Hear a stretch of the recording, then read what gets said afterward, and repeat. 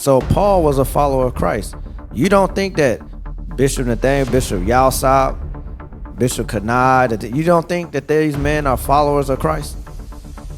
They're followers of Christ. You can see the fruits of the works. Right. We have Bishop Yalsop. You can see the fruit of his works. So why wouldn't we want to follow behind that?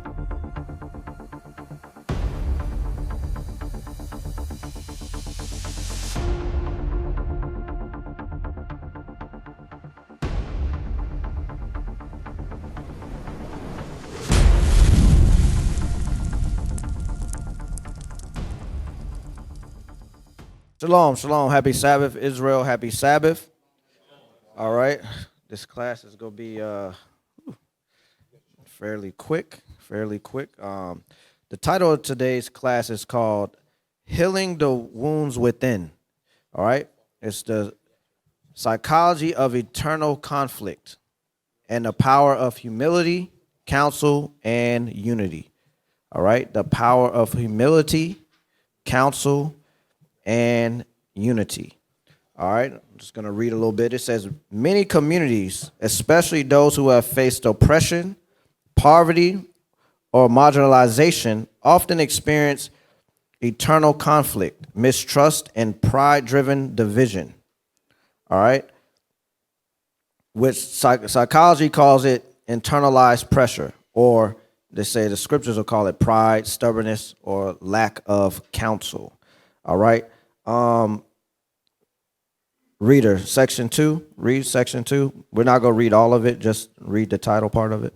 Section 2. The psychology behind internal conflict in marginalized communities. So read the historical trauma. Historical trauma. Communities that have endured discrimination or systemic barriers often develop hypervigilance, mistrust, defensive pride, sensitivity to disrespect. So what is hypervigilance?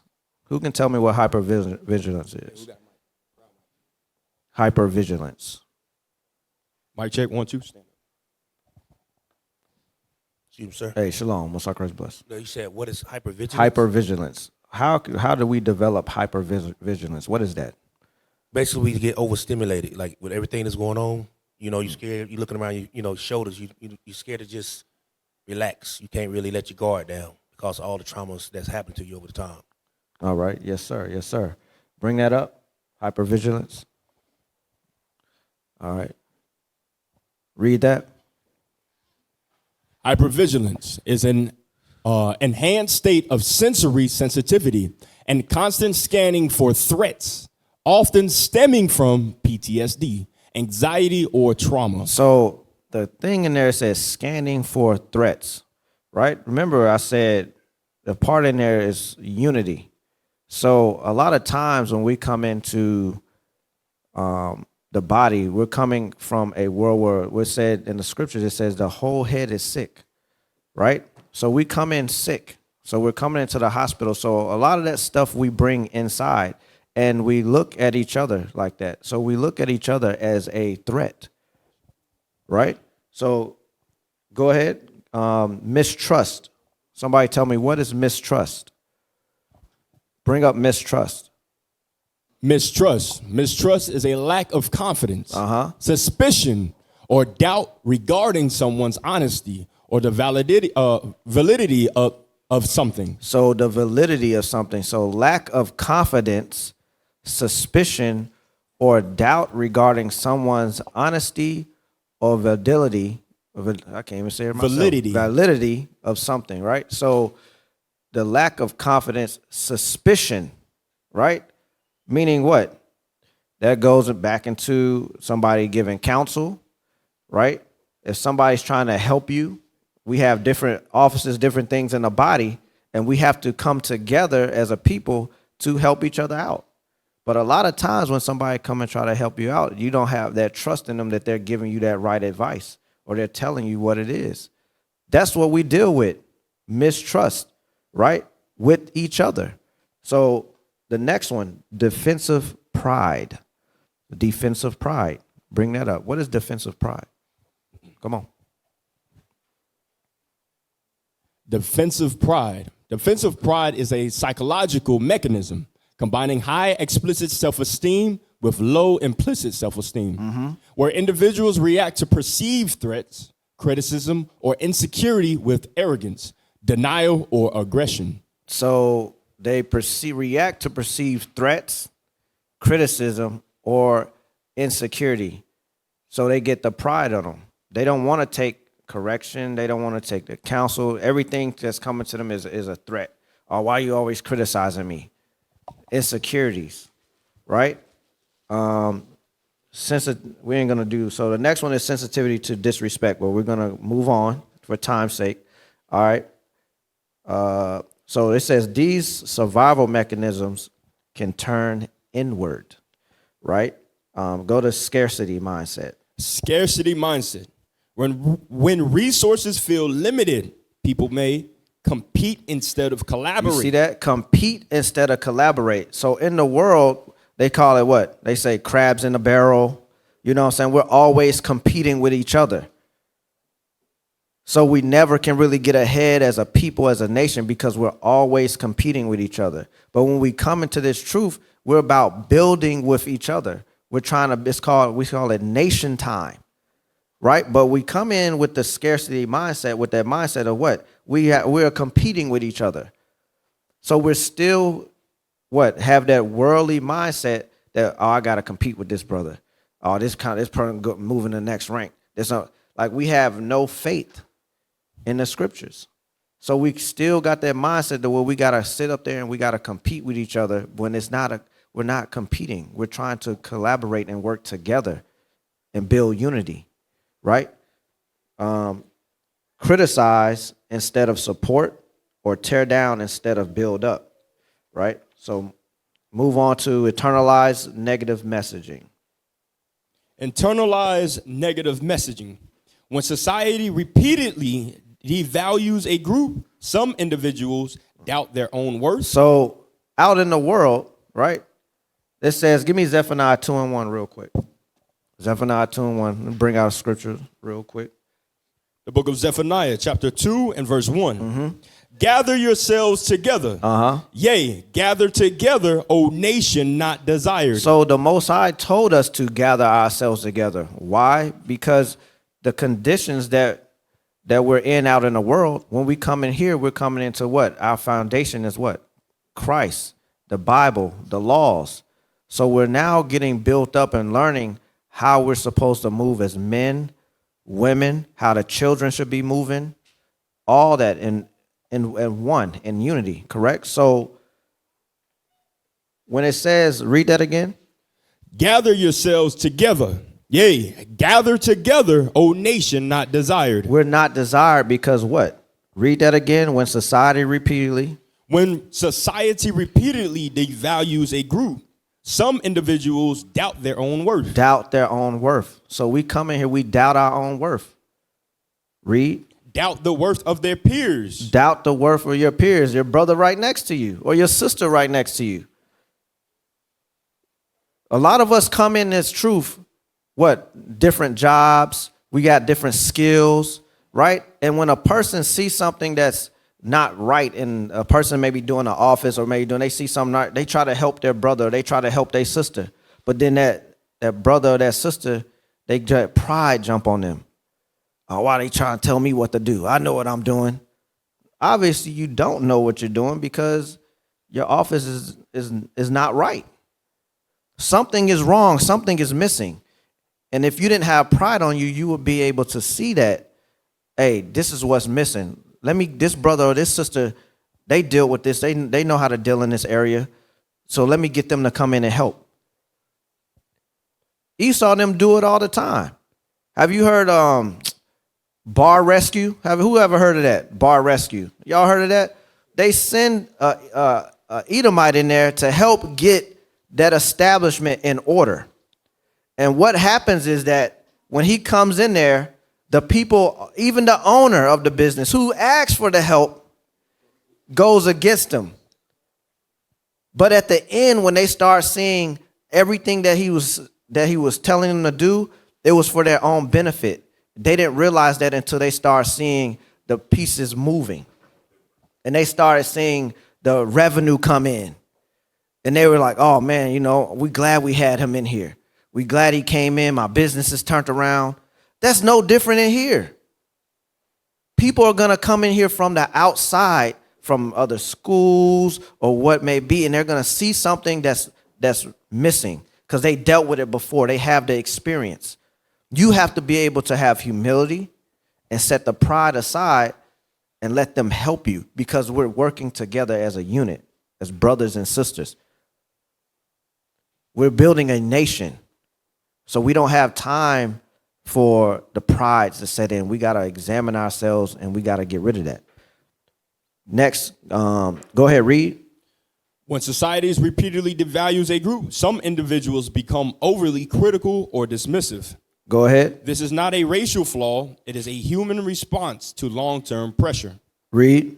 Pride as a defense mechanism. Pride often masks fear of failure. Fear of failure, because you get that pride on you.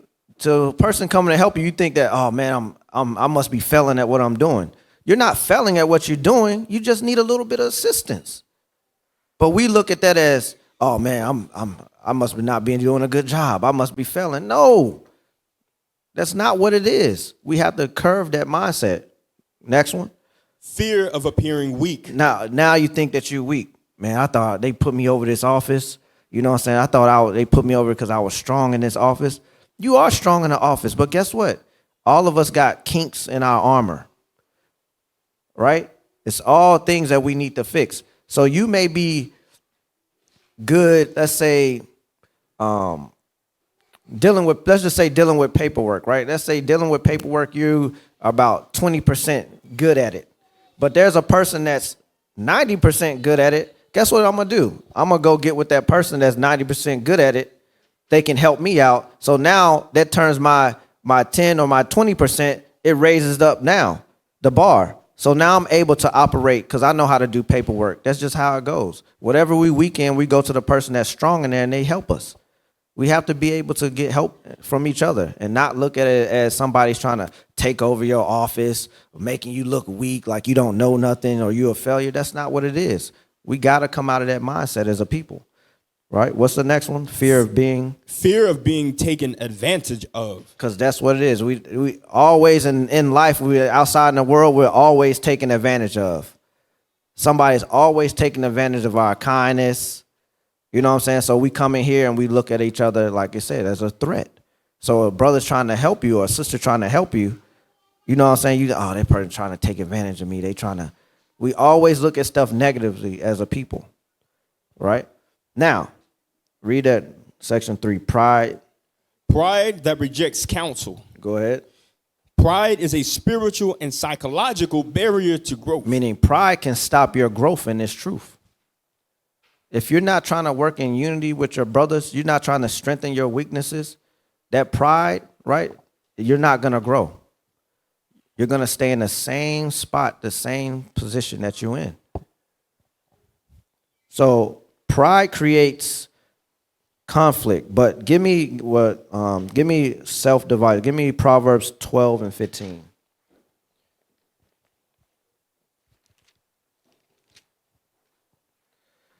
I don't got no videos today, so it's going to be talking in scriptures, but go ahead. The book of Proverbs, chapter 12 and verse 15.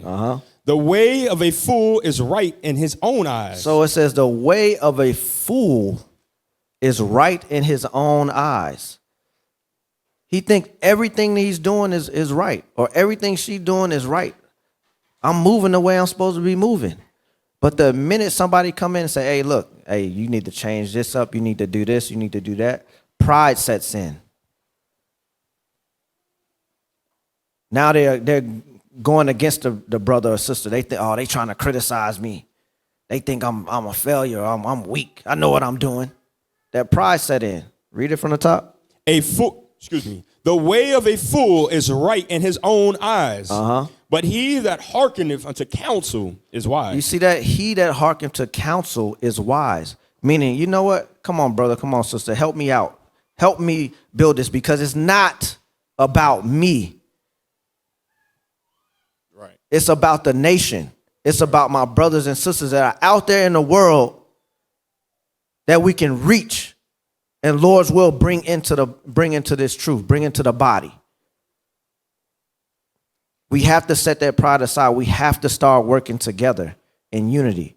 Pride destroys a lot. And black people, Hispanic and blacks, Native Americans, so-called, right? We have that spirit on us. That spirit is going to get us killed. We got to let that spirit go. Building a nation is about unity, but pride is one of them spirits that can destroy that. Read that again. The way of a fool is right in his own eyes, but he that hearkeneth unto counsel is wise. But he that hearkeneth to counsel is wise. Give me Proverbs 13 and 10. The book of Proverbs, chapter 13 and verse 10. Only by pride cometh contention. So it says, only by pride cometh contention, because now you have that prideful spirit on you. Now it's going to move into a hateful spirit, because now you going to have hate for that brother, that sister, because you thinking in your mind that they criticizing you. You starting to have those doubts in your head. So now, however you feeling, you go turn it around on your brother. You go turn it around on your sister. We gotta think about that. Go ahead, read. But with the well advised is wisdom. But with the well advised is wisdom. Meaning what? That's the part of that humility. We gotta humble down and we gotta take counsel.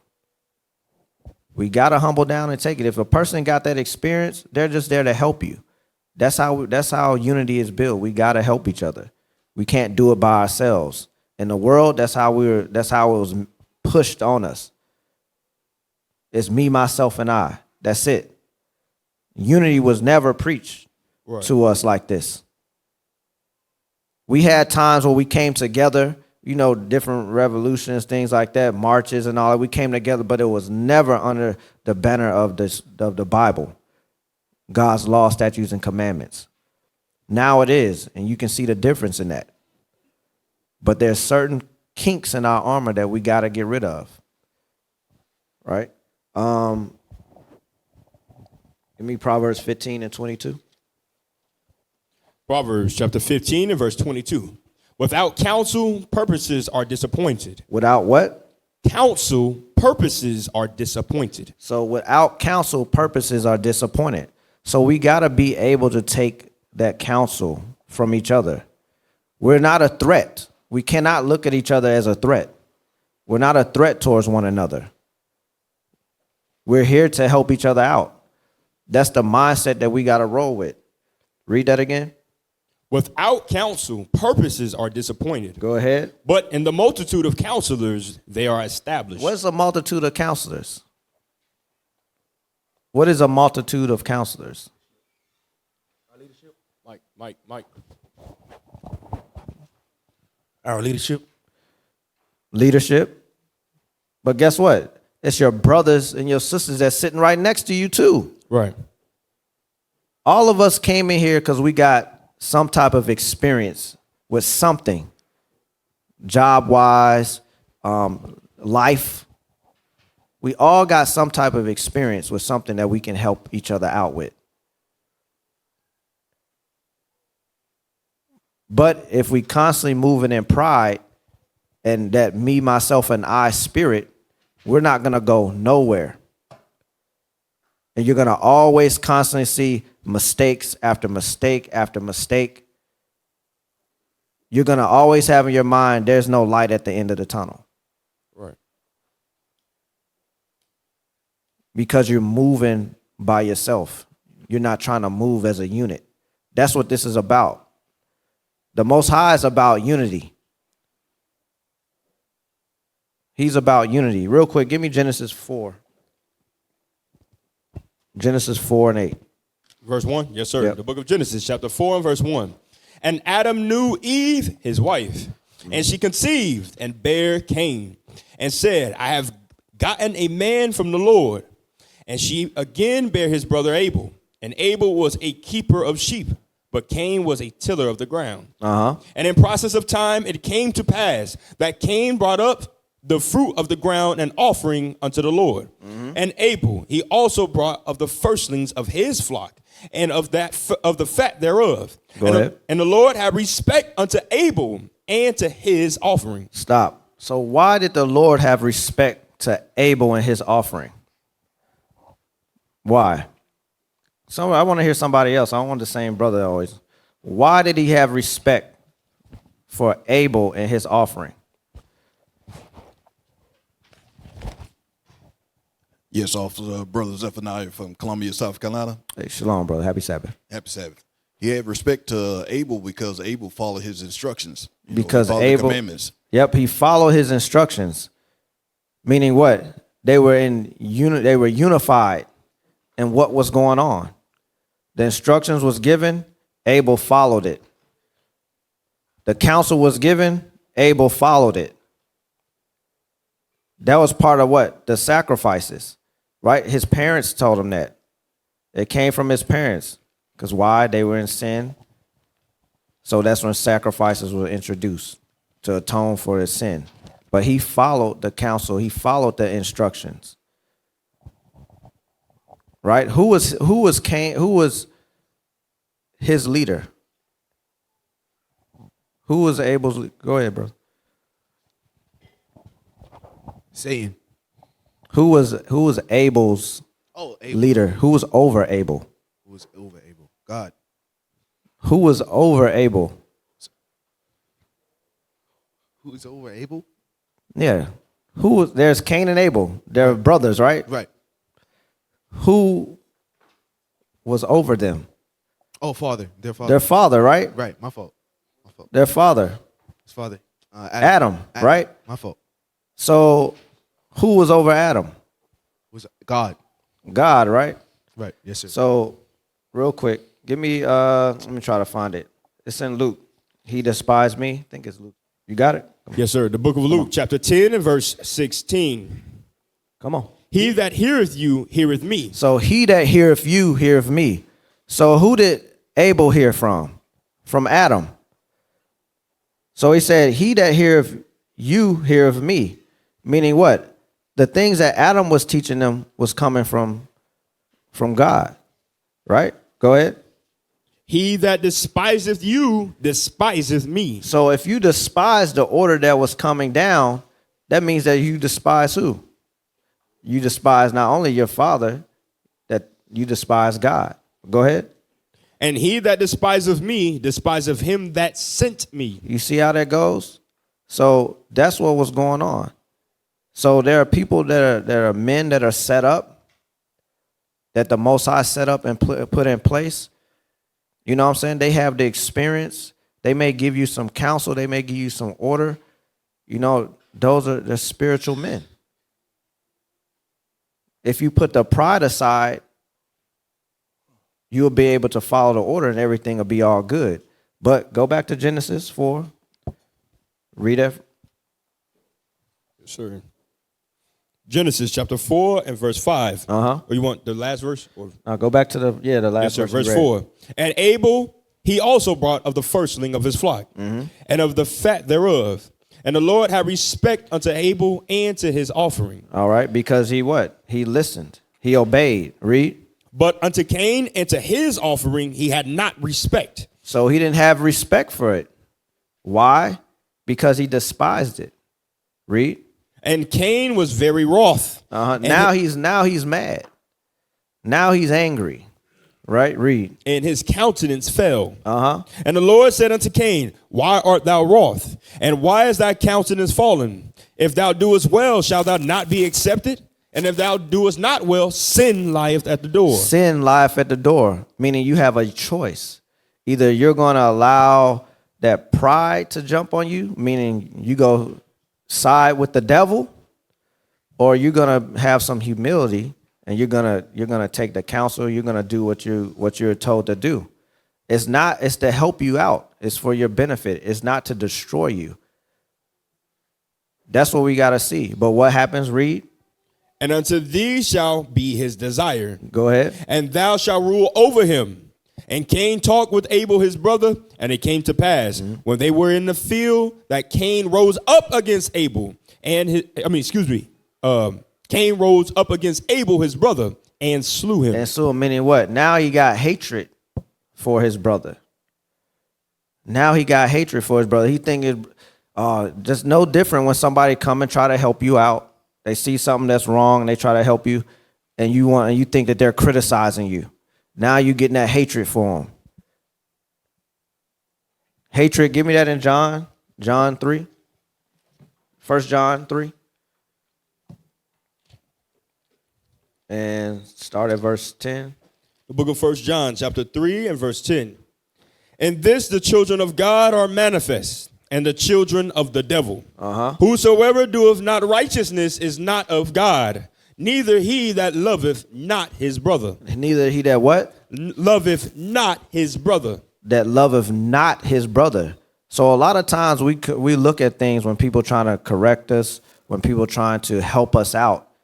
We look at it, oh, this brother hating on me, or this sister hating on me. But we're not looking at it as love. Read. For this is the message that ye heard from the beginning, that we should love one another, not as Cain, who was of the wicked one, and slew his brother. And wherefore slew he him? Because his own works were evil and his brother's righteous? You see that? Because his own works was evil and his brothers are righteous. So he got hatred for his brother. So when somebody come and they're trying to help you out, they're trying to do the right thing, especially by you, don't look at your brother with hatred. Allow them to come in and help you. We all need help. We all need help in this walk, in this truth, no matter what it is that we're dealing with. So we cannot look at each other with hatred. Leave that stuff back out there in the streets in the world. Esau their system is the one that got us killing one another, hating on one another. The crabs in the barrel syndrome. But we're coming in here to flip the script and change that. It's going to take time. It's going to take time. It's not going to happen overnight, but we got to understand and know what we're dealing with within ourselves. Right? Give me Proverbs 16:18. Real quick. Proverbs 16:18. Book of Proverbs, chapter 16 and verse 18. Excuse me. Pride goeth before destruction, and an haughty spirit before a fall. You see that? So pride goeth before destruction. If you got pride on you, guess what's going to get destroyed? Whatever, if you're over an office and you got pride, you don't think you need help, you can do everything on your own, and things are crumbling around you, that's what? That's destruction. It's not just going to fall right then and there off the snap of a finger. It's going to, over time, you're going to start seeing the destruction of whatever you're trying to build because you're too prideful to ask for help from your brothers. You don't want the unity. You want it to be about you. It's not about you. Right? Now give me, it says, pride is not strength, right? It is a spiritual danger and psychological defense that blocks healing. Meaning what? If we're coming into the body to heal, right? Give me that in Isaiah, the whole head is sick. If we're coming into a body to get healed,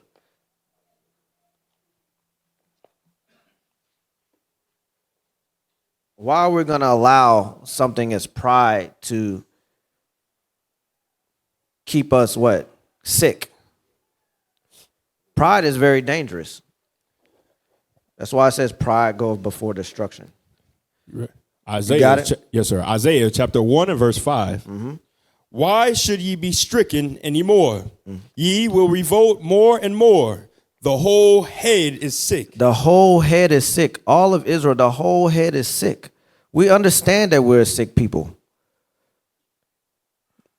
But as long as we keep holding on to those things, those spirits that we deal with from the world, as long as we keep holding on to those things and we're not utilizing the Bible to help keep them dormant, they're going to destroy us. The minute we want to continue to look at your brother or look at your sister as if they're criticizing you, they coming at you with hatred, they don't understand me. The minute you start doing that, your growth, you're stunning your growth. We cannot grow trying to do this walk by ourselves. We need each other. We always needed each other. Go ahead. Go ahead. On the right here, Isaiah. Yeah, keep reading the rest of that. Yes, sir. Excuse me. Why should ye be stricken anymore? Ye will revolt more and more. The whole head is sick, and the whole heart faint. And the whole heart faint. The whole heart faint. Give me First Maccabees 3 and 43. The book of First Maccabees, chapter 3 and verse 43. They said one to another, let us restore the decayed estate of our people. You see that? The decayed state of our people. That's part of unity. They're unified to help protect and to restore the men, women, and children of Israel. That's what you're seeing with our leadership. Read that again.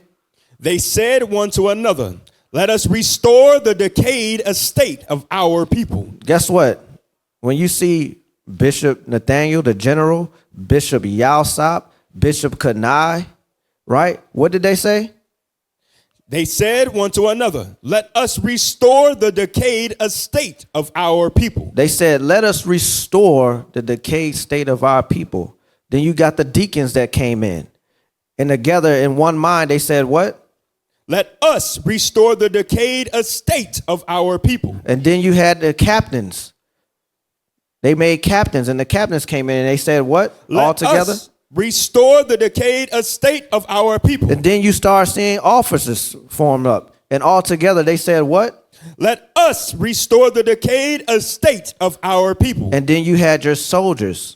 And your soldiers said what? Let us restore the decayed estate of our people. And then we start having little sanctuaries everywhere.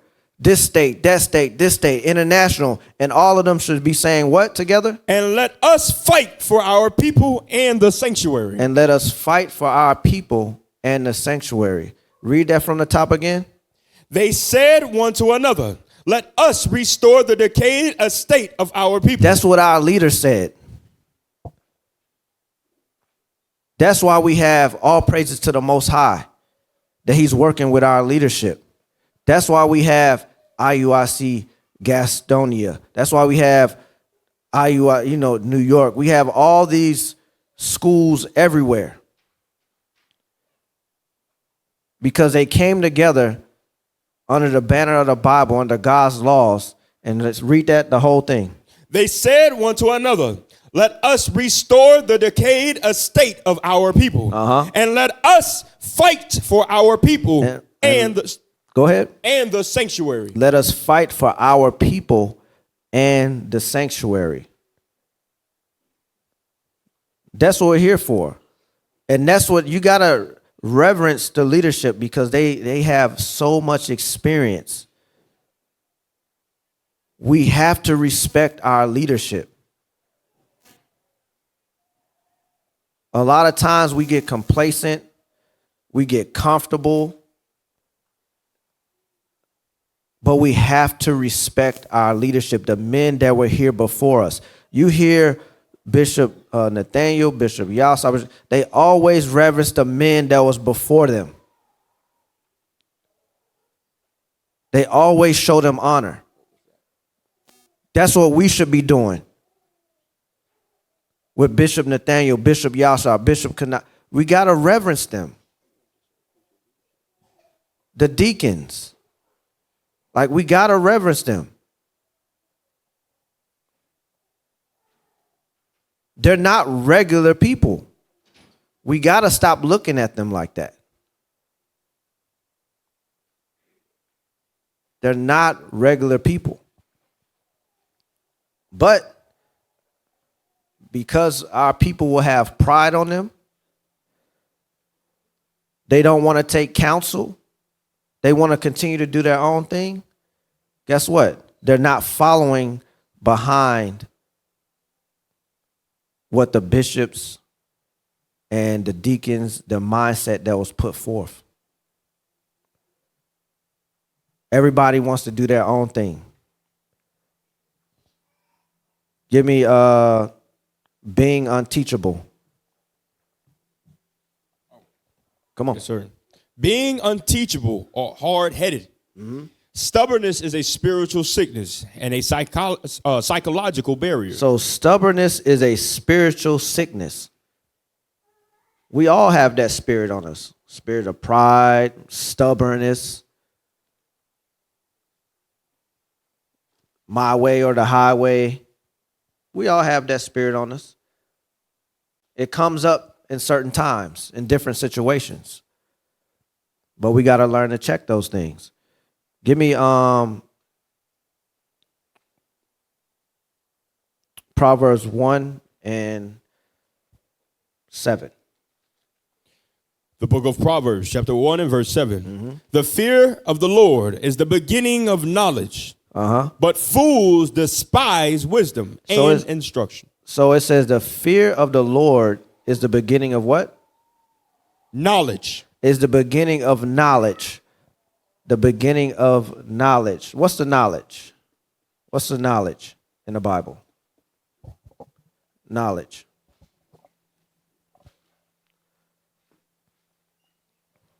Come on. I'll take one of the young men. One of the young men. Young YMOV men. What's knowledge according to the Bible? Stand up. Stand up for me. Come on. Most High in Christ bless. Shalom. Most High in Christ bless. Most High in Christ bless. It's Malachi chapter 2 verse 7. It's the law. Exactly. Good job. It's the law. Go ahead, read that. Proverbs 1 and 7. Proverbs chapter 1 and verse 7. The fear of the Lord is the beginning of knowledge. It's the beginning of knowledge. What is knowledge? The laws. When you're searching through the laws and you're reading the laws, guess what? We're going to apply the laws towards one another. Read. But fools despise wisdom and instruction. But fools despise wisdom and instruction. Fools despise wisdom and instruction. We can no longer be unteachable here.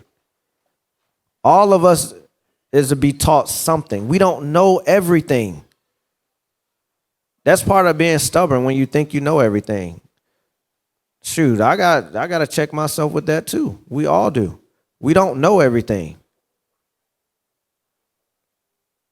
So you go to somebody that has the experience to help you out. Right. That's how we should be operating together. That's unity. Not looking at your brother. There's some people who have knowledge, but they don't want to give a brother knowledge or the experience. If I get this brother this, he may get over on me. Or I get his sister this, she may get over on me. So you hold it. Or like I said before, a brother that or a sister that don't want the knowledge because they don't want to be looked at as weak, or they don't know what they're doing, or they failing, or this person's criticizing me. That pride creep up. Give me Proverbs 29 and 1, and I'm gonna shoot through some of this because I'm looking at the time. The book of Proverbs, chapter 29 and verse 1. He that being often reproved hardeneth his neck shall suddenly be destroyed. Shall suddenly be what? Destroyed. Suddenly be destroyed. Read that from the top again, please. He that being often reproved hardeneth his neck. He that being often reproved corrected, hardening his neck. Go ahead. shall suddenly be destroyed. Shall suddenly be destroyed, meaning you can't take corrective, what do they call it? Corrective criticism. You can't take it. So you're gonna harden your neck to it. You're gonna bypass it. But give me Leviticus 19. The book of Leviticus, chapter 19 and verse 17. Thou shalt not hate thy brother in thine heart. So the Most High said we shouldn't hate our brother or our sister in our heart. Go ahead. Thou shalt in any wise rebuke thy neighbor. Rebuke or correct. If we see something that's wrong, what they're doing, whether it's according to the law or whether it's something that they're doing in their office that you have experience in or that you've seen before, and you say, hey, brother, hey, sister, hey, look, I wouldn't do that. You know what I'm saying? I would do it this way because in times past, I've seen somebody do it like this and it didn't work well for them. It didn't work out. This is what happened. So I would suggest that you do it this way. Read that from the top. Thou shalt not hate thy brother in thine heart. Thou shalt in any wise rebuke thy neighbor and not suffer sin upon him. And not suffer sin upon him.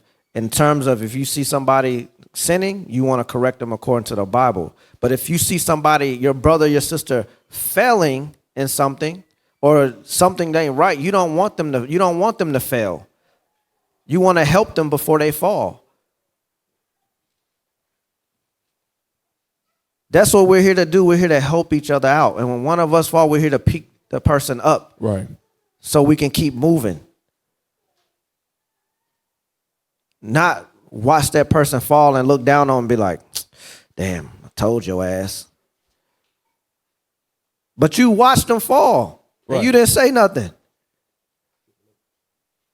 But even if you did say something and they didn't listen and they fall, you don't go, damn, I told your ass. You'd be like, man, come on. Let me help you. Let me help you, man. Come on. That's how we're supposed to move and operate. But nothing will ever get accomplished if we think that, oh, this person trying to impede on my office, or this person trying to. No, nobody's trying to impede on your office. Nobody's trying to take your shine or whatever light that you think you have. Right. We're all working together as a unit because the goal is to what? Number one, to bring the people in. Number two, when we bring the people in, we got to what? Restore the people. Right. Right? And then the third is so we can get up out of here. But nothing will never, ever get done if we continue to battle and fight amongst each other, dealing with pride and stubbornness. It won't work out that way. The Most High is about unity. He ain't about separation. All right? I'm going to skip some stuff. So teachability is spiritual maturity. Right? So wanting to be taught, wanting to gain extra experience, right? That's showing a sign of maturity. That's showing a sign of growth. We're here to guide one another, to learn from one another. We all have different experiences. We all come in here together because it said in Zephaniah 2:1 that we're what? We were undesired. Well, damn it. Okay, I be undesirable in other nations, but in here, we should be desiring each other. Right. And gleaming from each other. But when we don't do that, that's when mistakes happen. That's when things fail. And now a spotlight is put on us. All because we didn't want to reach out for help. We had pride on us. Right? Give me 5, section 5. Section 5. Humility and accepting help.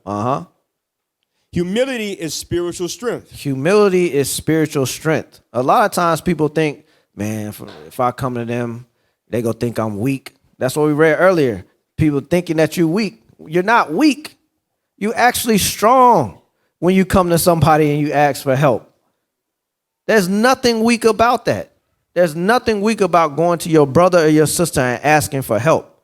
What's weak is when you sit back, you don't ask for help, and you allow your office or whatever it is to fail. And now you're putting everybody else in danger. Now, whatever office that you did have, right, that was a very important of importance, because all offices are important. But whatever importance that office has, you failed your nation. We got to have that mindset. If we're moving like that and we don't want to ask for help on how to be managers in our offices or whatever the case may be, you are failing your nation. That's how important your office is when you're in the office, whether you're over it, whether you're involved in it. We all have a play in the office. So give me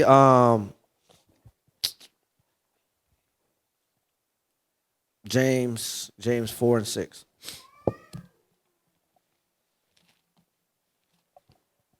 The book of James, chapter 4 and verse 6.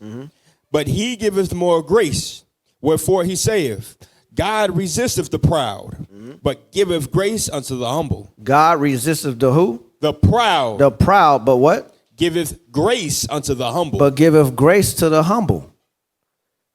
Giveth grace to the humble. So if you failing in something or whatever, and you go out and you reach out for help because there's something that needs to be done, and you go reach out for help, you're going to get that grace. Ain't nobody going to shun you or look down on you because you're reaching out for help. You were given a project or you were given something to do. You know you can't do that on your own, or you know you don't have the experience in that. So you're going to go to your brother and sister. Read that again. But he giveth more grace, wherefore he saith, God resisteth the proud, but giveth grace unto the humble. Because remember, like I said, a lot of us don't think that the offices that we're in, the office that you're in is helping the nation.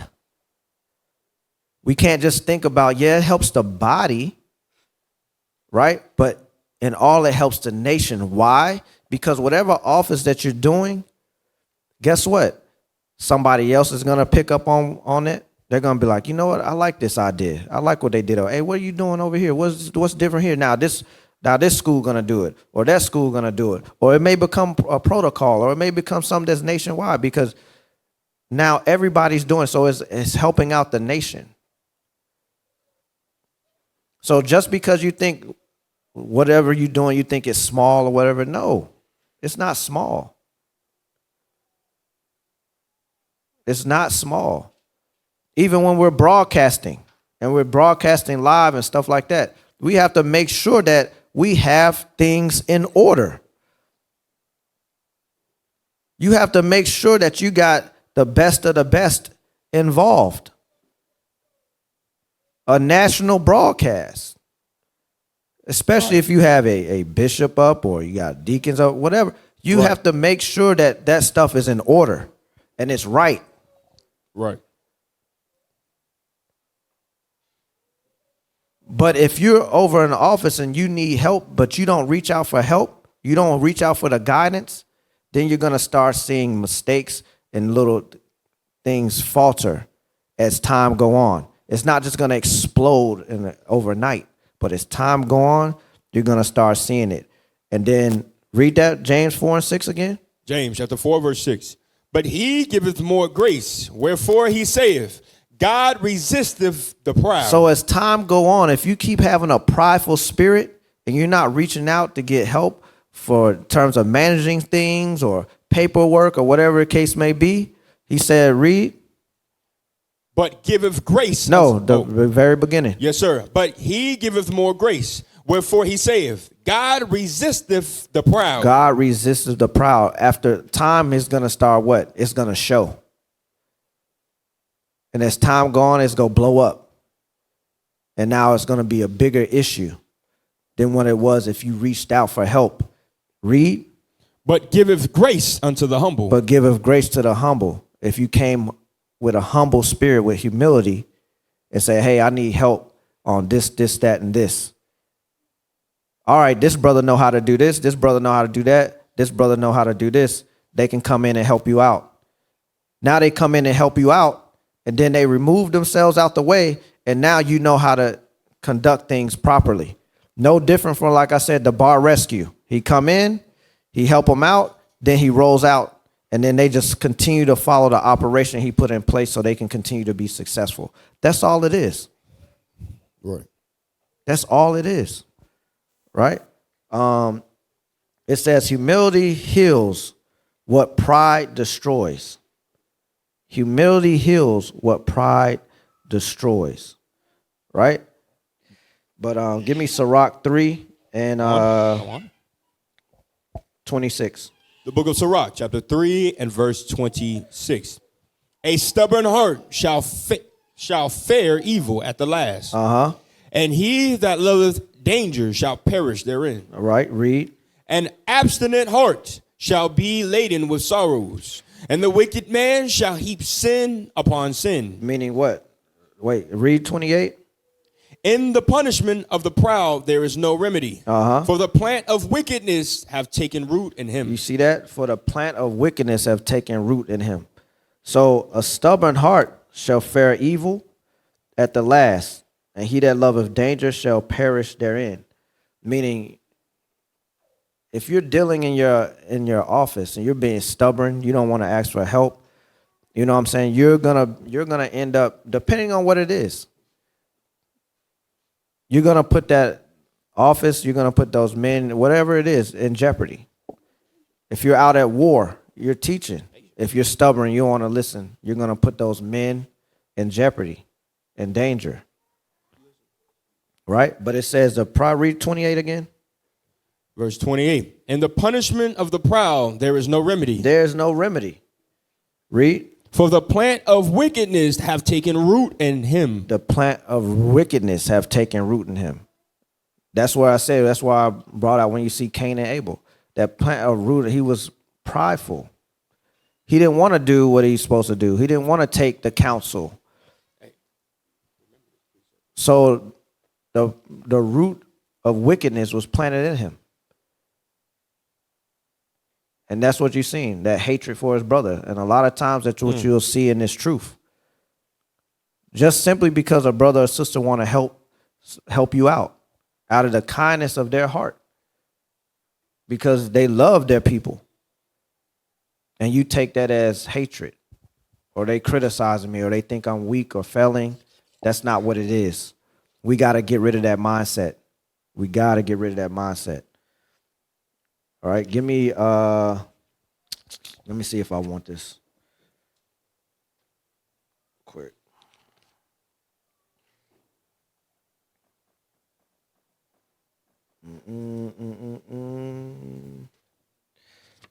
Give me Sirach 10,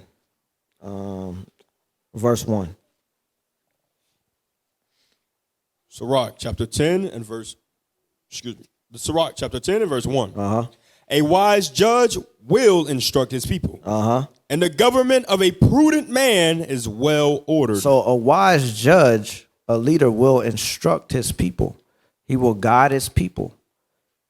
Right? He will let them know what to do, what not to do. Right? If you are if you're over a office, whatever it is, you are, and you got people under you, right? You are a judge over those people. Right. Right? You're supposed to be telling, hey, you do this, you do that. Hey, you're supposed to know what your people are good at. If your people are good at, hey, you're good at doing paperwork, so this is what I need from you. All right? You're good at, when we have meetings, putting meetings together, facilitating this, whatever the case may be. All right? You put your men, whatever they're good at, that's what you set them up for to do. But if you don't do that, it's going to be total chaos. And when things happen, guess what? That means that if total chaos is going on, that means that the leader is total chaos going on with him. Because he never reached out, he never asked for help. He never had that humility. So now it's total chaos. So now when things happen, is I know this, or he was supposed to be here, they were supposed to be there. They were supposed to get, hey, what's going on? Nobody knows. because the leader is total chaos. So nobody know what's going on. Why? Because that person never reached out for help. Couldn't humble down. Had a prideful spirit. So now it's chaos going on. Read verse 2. Verse 2. As the judge of the people is himself, so are his officers.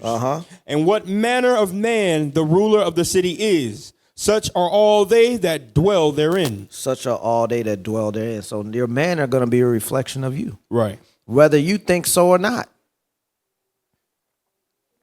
So we all got to be mindful of that. Myself, every one of us in here. If we're over office or over men, whatever the case may be, we have to be mindful of how we move and how we act. And if there's something that you just don't know how to do, man, reach out. Right. That's what we're here for. We all don't have the answers. We all don't know everything. That's why we're sitting up in here, because if we knew everything, we'd be in the kingdom already. Right.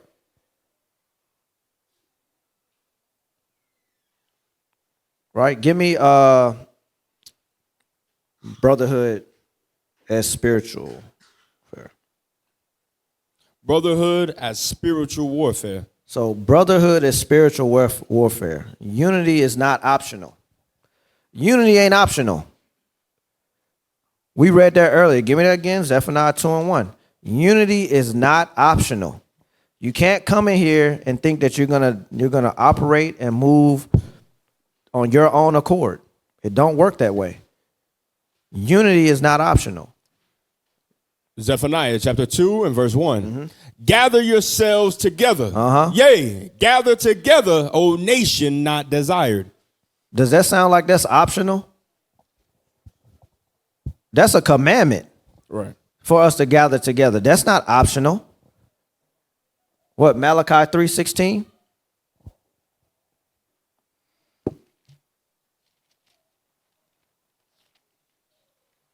Malachi chapter 3 and verse 16. Then they that feared the Lord spake often one to another, and the Lord hearkened and heard it. And a book of remembrance was written before him for them that feared the Lord. Wait a second. That's a commandment too. That we communicate with each other. Read that from the top again. Then they that feared the Lord spake often one to another. And the Lord hearkened and heard it. And a book of remembrance was written before him for them that feared the Lord, and that thought upon his name. And that thought upon his name. That's a commandment. That we communicate with one another.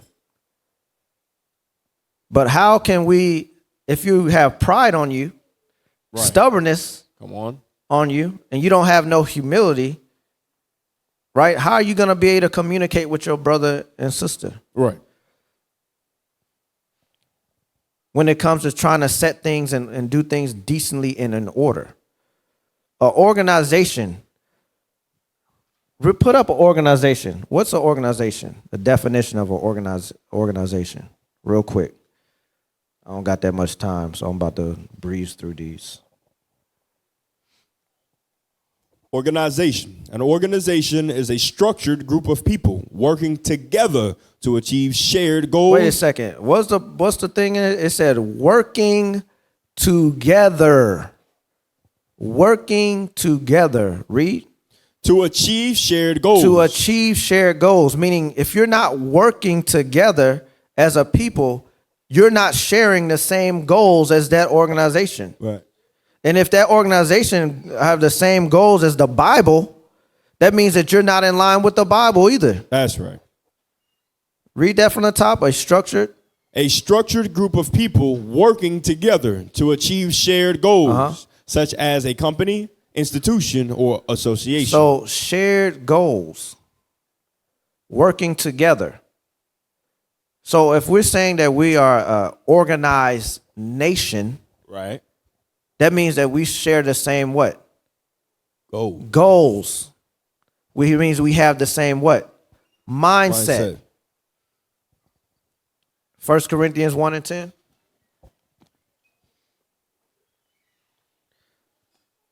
Division is a spiritual attack. That's what it is. So pride, stubbornness, all that causes division. We're supposed to be an organized nation.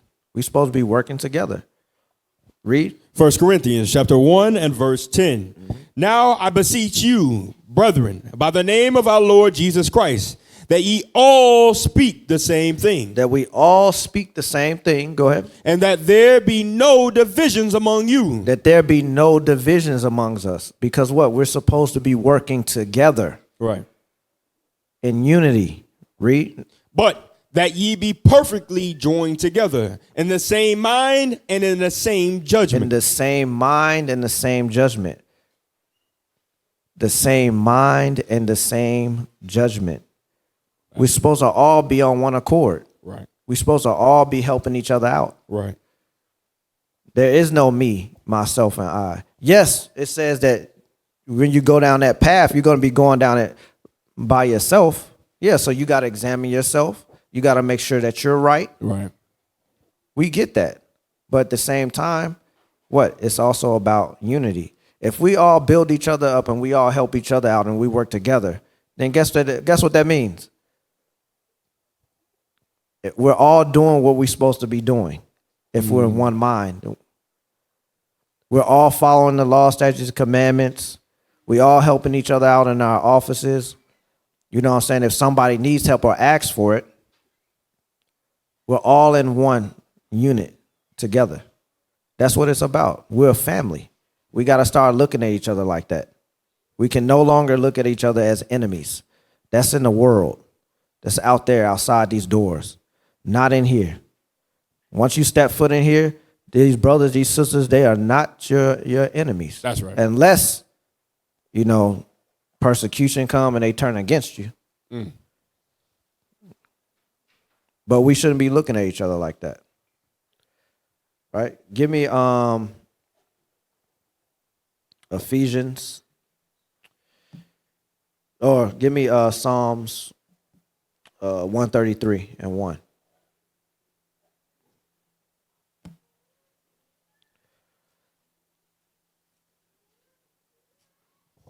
The book of Psalms, chapter 133 and verse 1. Behold, how good and how pleasant it is for brethren to dwell together in unity. For brethren or sisters to dwell together in what? In unity. In unity. In unity, meaning what? That's a priority. That's a priority. Right? I gotta move quick. Give me 1 Maccabees 3 and 58.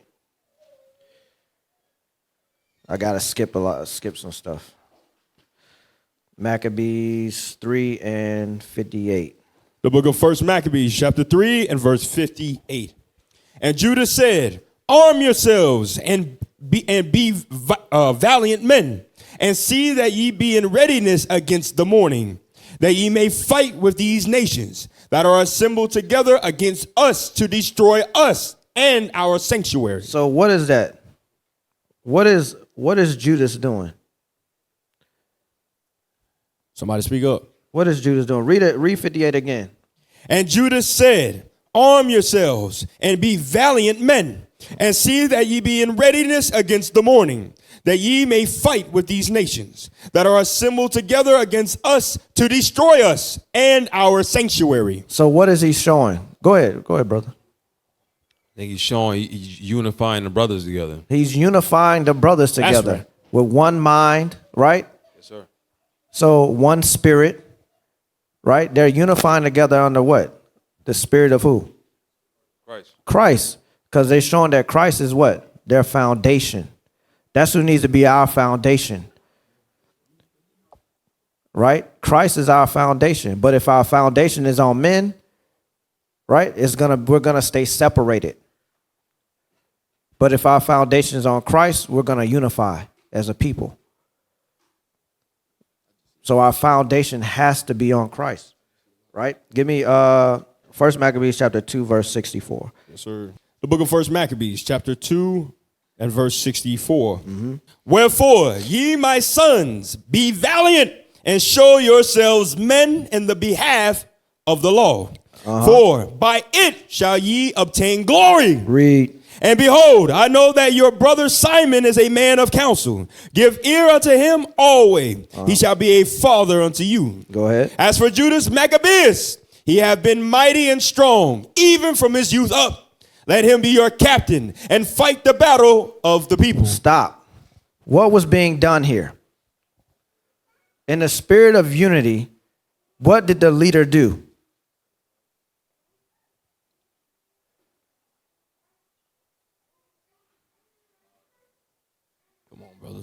He's exalting the brothers and getting them ready for the battle. Read it again. Read verse 65. Verse 65. And behold, I know that your brother Simon is a man of counsel. So he knows Simon is a man of counsel, right? So what does he do? Read. Give ear unto him always. Read. He shall be a father unto you. Read. As for Judas Maccabeus, he hath been mighty and strong, even from his youth up. Let him be your captain and fight the battle of the people. What did he just do? He took the counsel. You're not listening. You're not listening. Read again. I know time, but read again for the brother. And behold, I know that your brother Simon is a man of counsel. Simon is a man of counsel, right? Because Simon, remember, this is the Maccabees. They're at war. Right. The father is saying, I know Simon is a man of counsel, right? Because he's a man of counsel, this is what I'm going to do. Amongst the men, he's showing order. He's putting things in order. Remember earlier I said, that in your office, you have people under you. You have to know what these men are good at to be able to get the best out of them and for your office to what? Prevail, to be good. Right? So read it again. And behold, I know that your brother Simon is a man of counsel. Give ear unto him always. He shall be a father unto you. Read. As for Judas Maccabeus, he hath been mighty and strong, even from his youth up. Let him be your captain and fight the battle of the people. What did he just do? He set him over the men. He set the men up according to their strengths to help aid the people. Right. Right? Remember, it's about the nation. So he put the men in their strengths to help aid the people. That's what he did. That's what you have to do as a leader. That's what we all have to do, men as leaders when we're over our office or whatever it is. We got to know the strength of the men and we got to put them in place of that strength. Understood? You understand now? Yes, sir. Okay, all praises, all praises. All right, time's sake, I don't got that long. Give me, jump down to,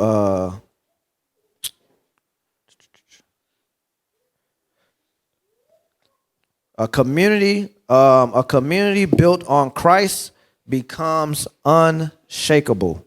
A community built on Christ becomes unshakable. Real quick, give me Luke. Let me get it.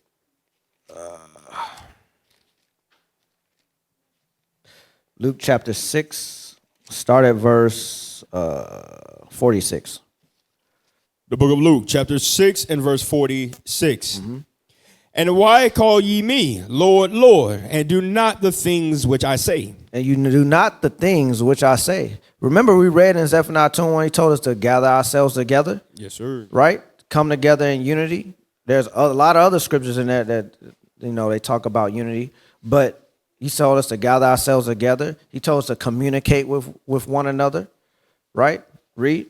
Whosoever cometh to me and heareth my sayings and doeth them, I will show you to him he is like. So meaning whether they're doing what God said to do or they're not doing what God said to do, we're going to show you what type of man or what type of woman they are. Read.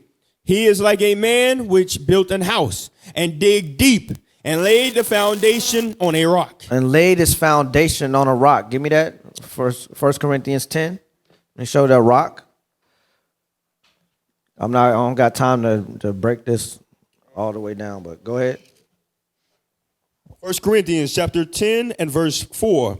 And did all drink the same spiritual drink, For they drank of that spiritual rock that followed them, and that rock was Christ. And that rock was Christ. Christ is our rock. Christ is our foundation. Real quick, give me that in Isaiah 28:16. Isaiah 28:16.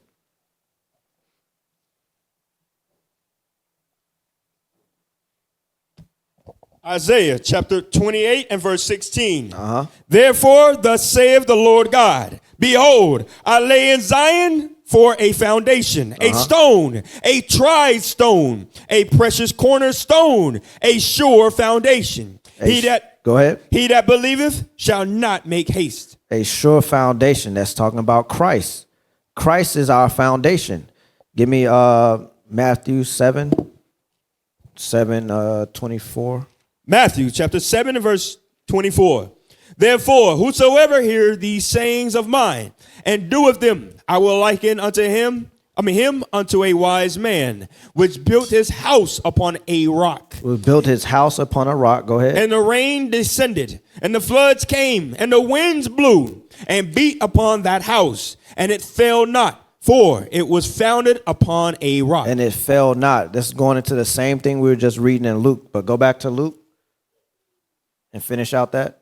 Luke verse 47. Yes, sir. Luke chapter 6, verse 47. Whosoever cometh to me and heareth my sayings and doeth them, I will show you to whom he is like. Go ahead. He is like a man which built an house and dig deep and laid the foundation on a rock. And when the flood arose, the stream beat vehemently upon that house and could not shake it, for it was founded upon a rock. Meaning what? If our foundations are in Christ, and Christ throughout the Bible with the disciples, they're preaching unity, guess what? If your foundation is that, and you're about unity, you're about helping your brother, your sister out, right? Guess what? Just going to show you what type of person you are. That's right. You're going to always apply Leviticus 19 to your brothers and to your sisters. You're not going to have that spirit of pride on you, right? That stubbornness on you. You're going to always have that humility on you. You're always going to want to teach your brothers or teach your sisters, show them the way according to the law, what they're doing wrong or whatever it is in their offices that they're doing. If you see something that ain't right, well, nah, protocol says this, so, hey, you should be doing this according to protocol. The person shouldn't be jumping and bucking back at you and all that. You know what I'm saying? When you start going through things, it's going to show you who you rock with. If somebody try to help you and pride jump on you, that means a devil jumped on you. And if you continue with it and you continue to think and you have hatred on that person because you think that person is criticizing you or you think they dumbing you down and all that, when a person's not even doing that, you got the devil on you. Just like Cain got the devil on him, and Cain decided to rock and roll with the devil. So you see what foundation Cain was on. Cain's foundation was of Satan. Abel's foundation was on who? Christ. That was his foundation. So we got to see what foundation are we on when we start dealing with things. If our foundation is Christ, we're going to be unshakable. Nothing's going to move us. We're going to stay full steam ahead, on course. But read verse 49. Verse 49. But he that heareth and doeth not is like a man that without a foundation built an house upon the earth, against which the stream did beat vehemently, and immediately it fell. And the ruin of that house was great. He said, and the ruin of that house was great. Meaning whatever you do, whatever you put your hands on, whatever you touch, it will come to naught. Because your house ain't built on Christ. It's built on the damn devil. All right. So we got to examine ourselves and be mindful of how we rolling with each other. And to see, are we moving in unity or are we moving in separation? Are we moving like Christ would move? Or are we moving how the devil would move, how Satan would move? That's what's got to be in our minds, right? I got a little bit of time. Give me Jeremiah 17:5.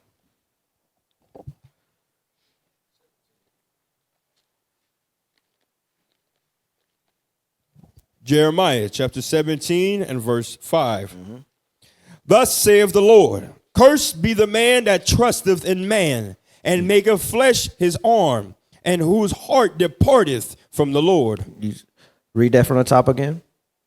Thus saith the Lord, cursed be the man that trusteth in man. So he said, cursed be the man that trusteth in man. Guess what? Guess who that man could be? Guess who that man could be? Somebody, anybody. Just say it. Just say it. Yourself. Yourself. Right. Could be yourself. You can get in your own way. Watch. Give me that. Give me that in Tobit. I think it's 10 and 12. I'll be getting it mixed up. I think it's Tobit 12 and 10. 12 and 10. Tobit chapter 12 and verse 10. But they that sin are enemies to their own life. You see that they that sin are enemies to your own life. You're enemies to your own life. Now go back to Jeremiah 17 and 5. Jeremiah chapter 17 and verse 5.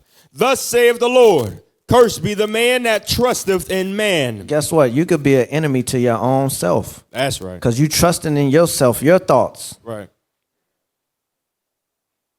We can't move like that. We got to move, how would Christ move in this situation? How would Bishop Nathaniel move in this situation? Because what did Paul say? Give me that in 1 Corinthians 11 and 1, real quick.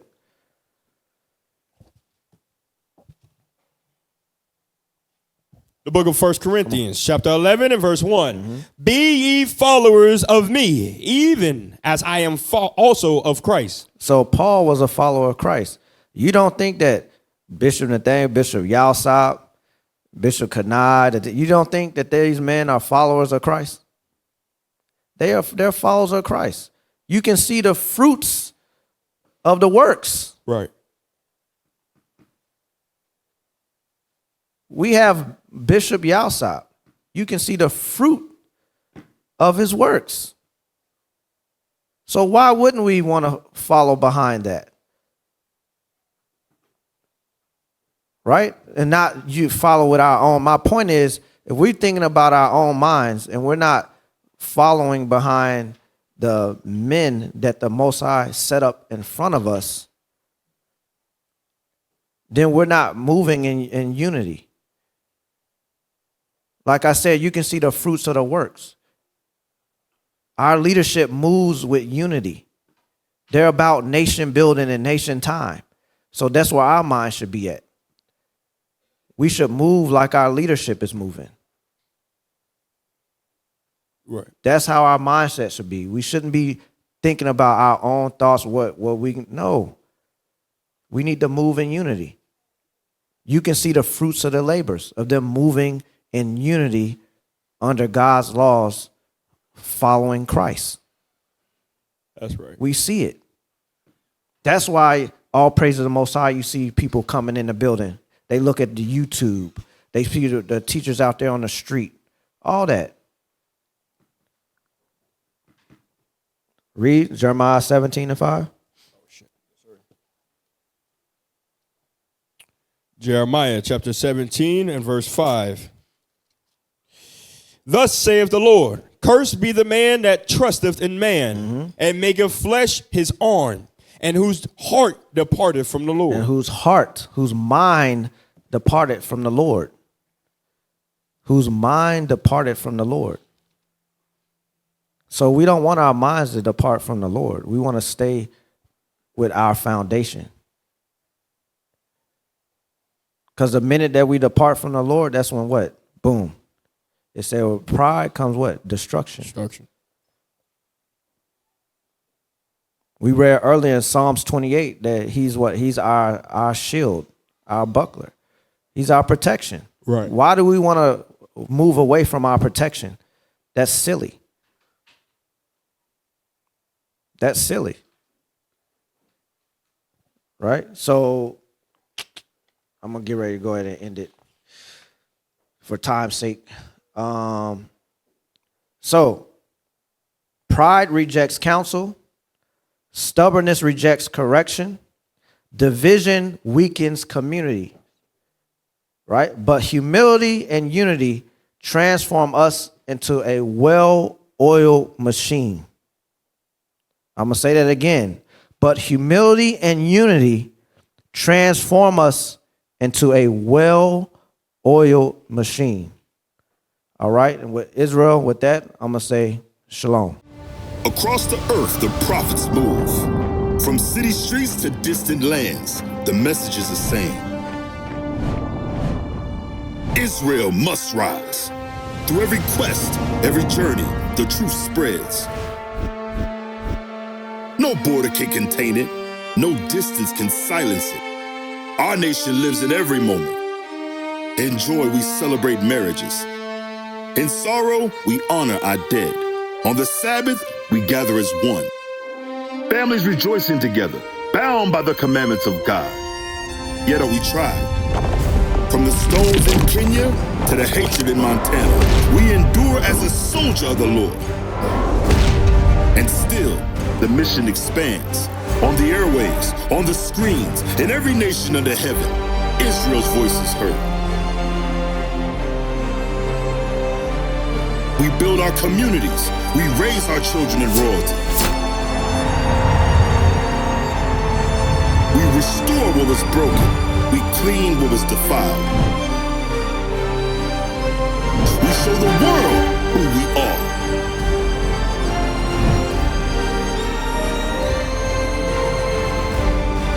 This is Israel united in Christ. Nation in motion. Nation endures.